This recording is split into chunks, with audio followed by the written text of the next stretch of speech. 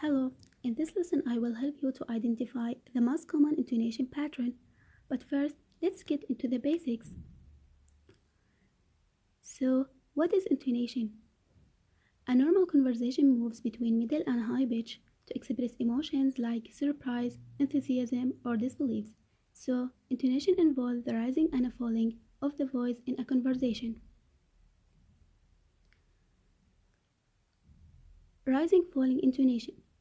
In this pattern, the intonation typically begins at a neural middle level and then either rises to a high level or falls to the low level. This shows uncertainly complete thought or suspense.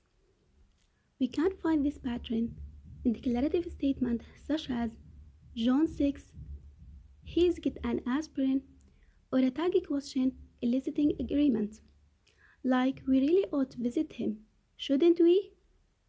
We can also find this pattern in WH question, command, unfinished statement.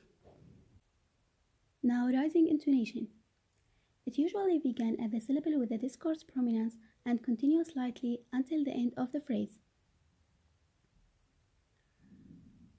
We can find this intonation pattern in open choice alternative question as would you like some coffee or a tea? Or repetition questions such as what are you doing or you are doing what?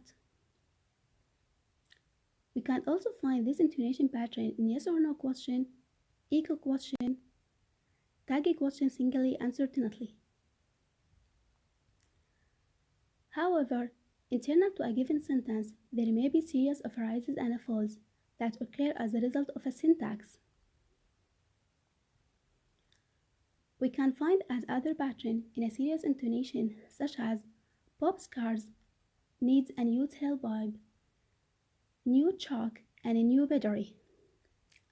And the closed choice alternative question as would you buying by cash, credit card, or a check? We can also find this pattern in positive construction and parenthetical expression. So let's wrap up. English speakers tend to emphasize new or contrasted information. So all these patterns will depend on the meaning the speaker wants to convey. Therefore, it's imperative that attention is paid not only to the vocabulary or grammar, but also to the prominence and intonation.